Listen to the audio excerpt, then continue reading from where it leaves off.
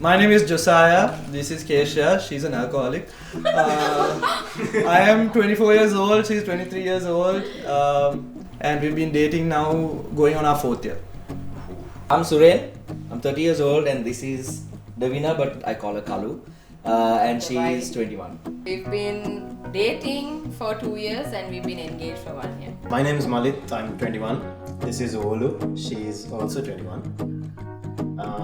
We've been dating for 10 months now. I'm Jezla, I'm 24 years old. This is Shakil, my fiance, and he's, how old are you? 27. 27 years old. We've been dating for 3.5 years now. Physical attraction is equally important as personality when looking for a partner.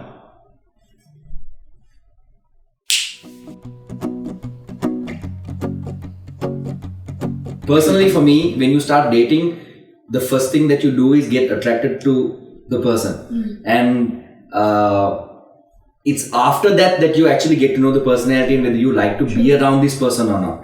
And for me, if I don't find the person attractive, I would still be their friend, but I wouldn't get to the point where I think, hey, like I'd want to spend more time with this person if I didn't feel they're attractive for my liking.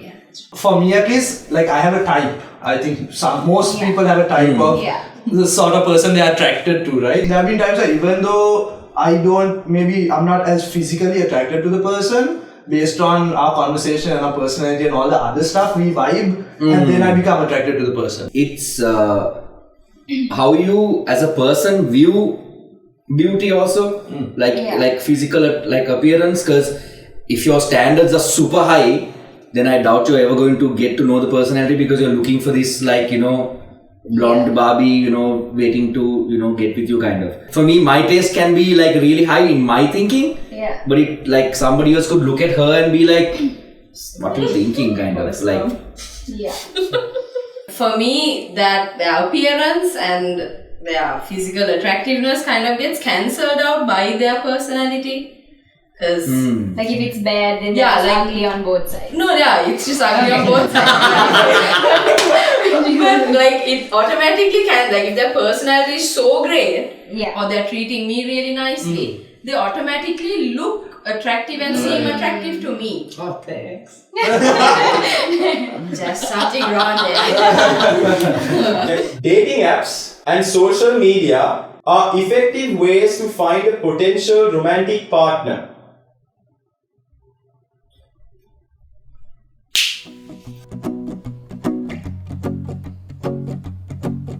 I think it's the most appropriate or safest way to find someone. No. So that's why I somewhat disagree. I came here because that's actually how we got together. Surprise! Sorry. And initially, before we actually got together, I was like, big no, I'm not going to talk to someone who just randomly DMs me. But then here we are. The portrayal of who you are is very different to who you actually are. And I think that's somewhere where the lines can get blurred is because usually I always like to portray myself to the world as this person who has got my stuff together. So that might be proven wrong actually once we start dating, if I am that type of person. I think social media as a whole and even dating apps can set a ridiculously unrealistic standard.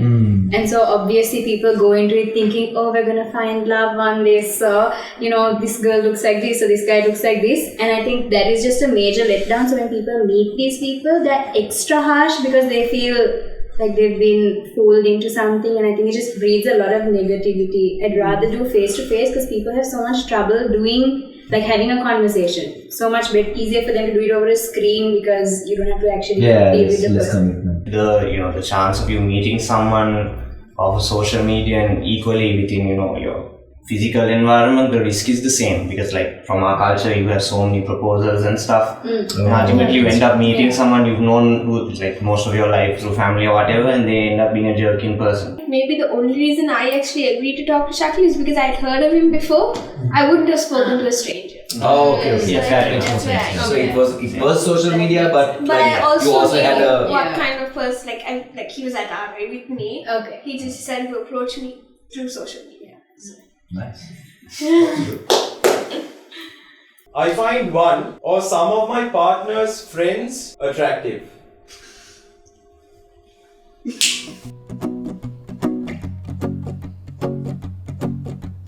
For example, I find Kay attractive. I had a crush on Joseph like a few years ago.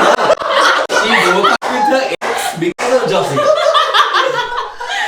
I guess I think to touch on a serious note on that, I think it's like attractiveness is something that's a normal thing. Yeah. Knowing how crazy the both of us are, like if there's a hot girl, she'll probably nudge me and say like, damn, she's hot. Like there have been times that is just like, oh my god, how attractive is this person? That's in a picture of my Yeah. friends. And I'll be like, yeah, she's pretty. It's not that I want to like mount her or Yeah. anything like that. But like, no, it's like I'm legit saying. I'm legit saying.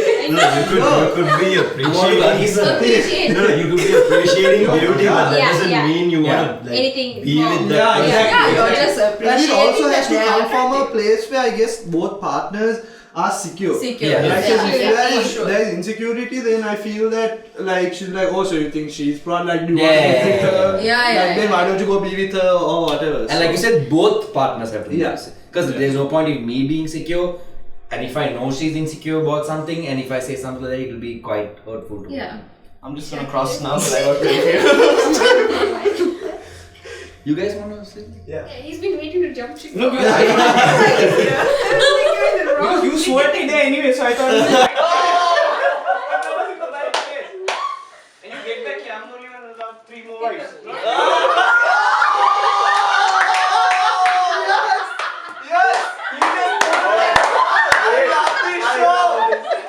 It's the best. Sorry. Yeah, so building up on that point, they had a point. So it depends on like security in relationship and also how open you are about. I made a habit of it. I think initially it was kind of weird for her that I go on Instagram and show this guy's really good looking, isn't he? And she'd be like, what the hell? It's mostly men with him. He doesn't really.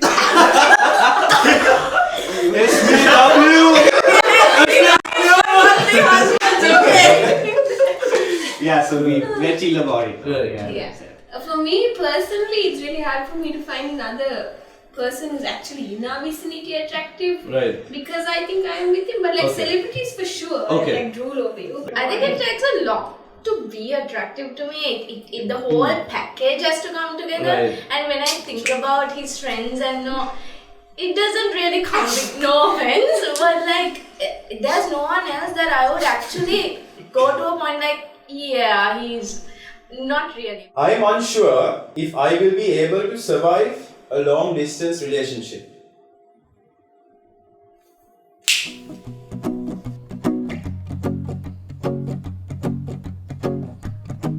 I mean, I love him and I want to say I will for sure, but then at the same time, it's like as much as communication is important, physical touch and being there is also important. Having a face-to-face relationship rather than just a phone call. My previous relationship was about 1.5 years, but throughout that entire time period, I only met my girlfriend, my ex, only about 4 times.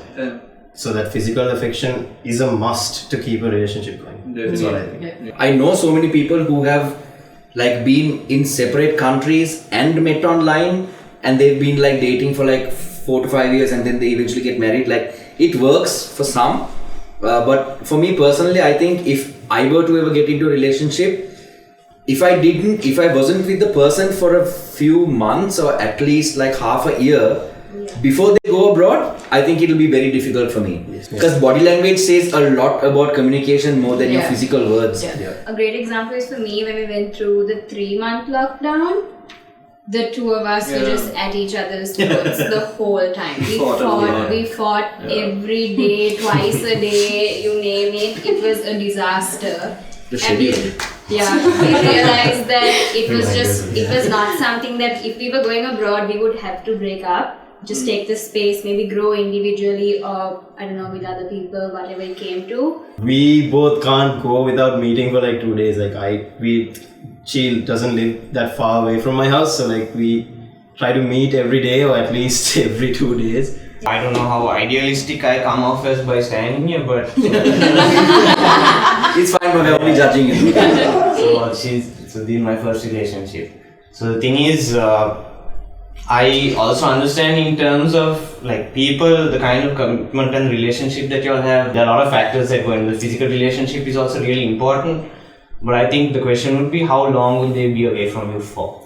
So that depends on your emotional endurance and all of that. And I think at the back of your head, even if you feel like, it's not worth the wait, but then you think, things are not going to ever be this way with another person, because you know how much you all have had to work through and how much you all have had to, work towards and all of that. I think for me personally, it would be really, really difficult because something that I value in a relationship is the time that we spend together. And if we're in a long distance relationship coupled with the fact that we're in different time zones doing different things, I feel like we'll also be growing at different paces and we might not be able to keep up. And it will just lead to more conflict. There's this thing called love languages.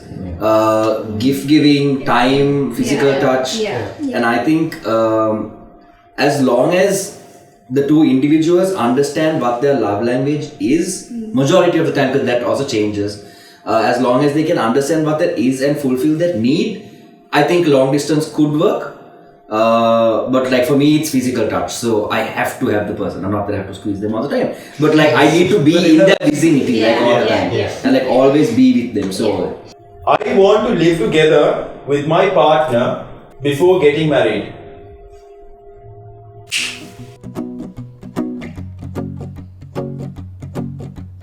For me, this question is tied in a little bit to my faith, not a little bit, quite a lot to my faith. According to what I believe, you're not supposed to have sex out of marriage. Premarital sex. Thank you. This even though I'm someone who has had my fair share of sex, that's something that I put on the highest priority. Like after we started dating.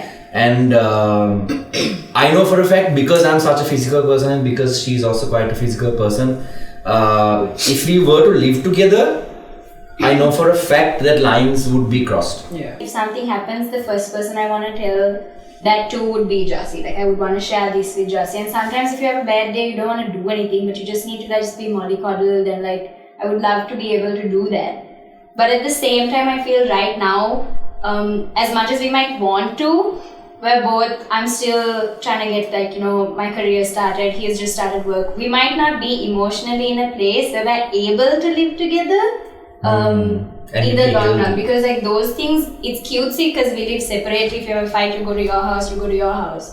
But when you're in the same space and you're not emotionally ready to make like that kind of commitment, it could implode. I'm here because I believe that at least a few months or a year before you all decide, okay, you're getting engaged or you're getting married, at that point I think it's important to live together to kind of see what you're getting into. Pace yourself out. Instead of just being put in and be like, okay, here, make it work. Right? And then you're like, this is not working. So I don't think at the beginning of the relationship, definitely not, even though it's like super ideal. We could be planning the wedding and something might come up and we'll break up.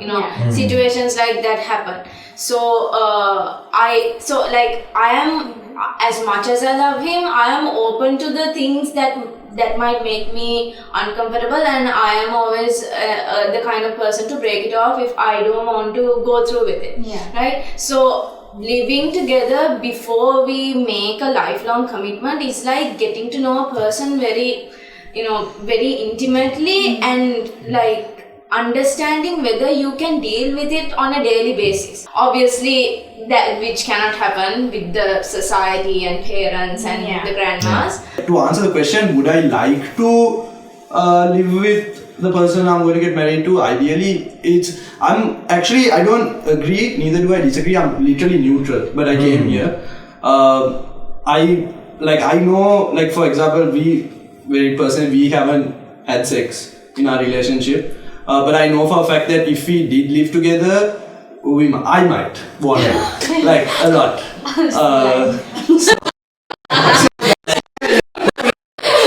Based on my faith and stuff like that, it doesn't align. I don't necessarily agree that you should try out your commitment before whether you think it would work or not. I think that's what marriage is, no, anyway. I mean, you make a commitment that's like, because like those days, people didn't really have the option of, oh, let's live together. Yeah. And then let's see, like living together now is such a normal thing, especially in the Western culture, not so much here. But, I wouldn't want to do that because, I mean, me saying yes to him proposing would mean, okay, I know exactly who he is, I know his quirks, I know like the great things about him, so I'm saying yes to him, right? So me seeing how he lives wouldn't, it'll be challenging, but that's what a marriage is. It's not just rainbows and butterflies. We're so Also, happy. It would just be fun. It would just have, you're figuring things out together. Yeah, and because give you it's something like to look forward to. That's what a marriage When is, you would right? be like, oh, he's like Yeah. weird about this, or he doesn't like this. I don't like my toilet seat up all the time. Like things like You that. don't like Sorry, it. I don't like it. Like down. it. Yeah. You'll figure that out. Yeah, but but that's the thing, right? That's what a marriage is. That's what's great about it. It's equally rewarding and challenging. Nothing is ever easy, otherwise everybody would be doing it. The thing is, we have understood because of the last 4 years, so we're also getting married at the end of this year, God willing. We have understood the difference in terms of as soon as even the slightest shift in environment, you learn new things about the person. Yeah. There are new things that you have to include into your relationship, you have to accommodate for, you have to understand, because those are all things that you need to either compromise or just, compensate for. It's best that you understand your environment that you're getting into with the person and what you're in for the long haul, quirks and all, they change. That being said, I also have like this part of me that feels like if you do live together before marriage, you're taking away the value of marriage. Yeah. Fair enough. Yeah. It's still there, but I feel practically, I think the most practical thing to do would be test it out. But that value thing is because we're not allowed to live together here. Probably, yeah. So marriage means being able to live together. Yeah. Whereas abroad, they don't have that whole. That's why a lot of people live together and don't get married because it's the same thing. So our culture plays a big part in that. Yeah. But then I also feel that allows you to test it out with a lot of people, and then by the time you actually decide to get married, you're like, You're really good. Yeah. It's not a big deal. I would continue to be in a relationship with my partner even if they cheated on me.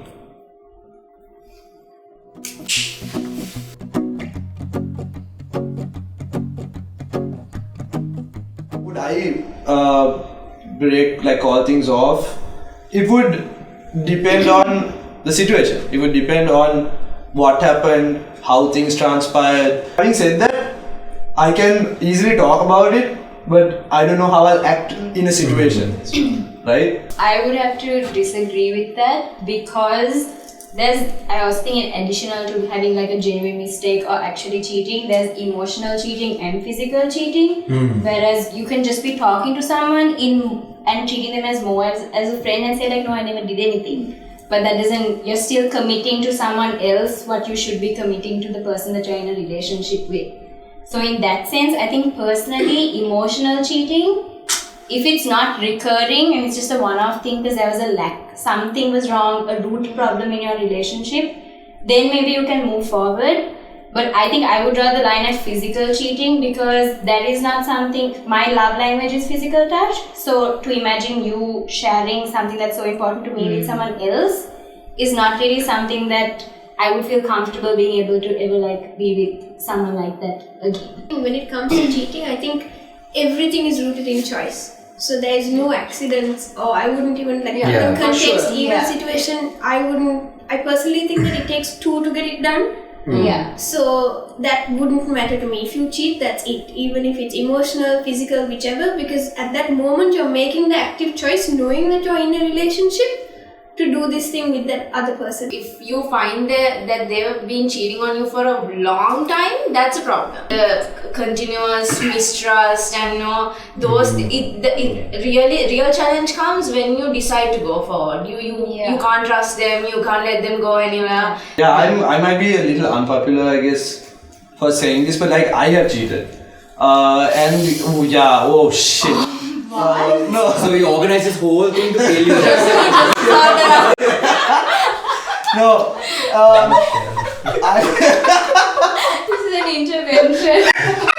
No, for real. I have cheated, and kind of what you were saying, right? So, it came from a place of there being a lack in the relationship I was in, right? Because the person I was with, we just weren't compatible, right? And I didn't have the balls to call it off because I found another person attractive, and I vibed with that person more than I vibed with who I was with at the time. Am I saying excusing what I did? By no way, what I did was 100% wrong. But I did what I did, I know, because there was a lack in my relationship. Like, I have been in the situation where I have been cheated on, and I have also been in this situation where I have cheated.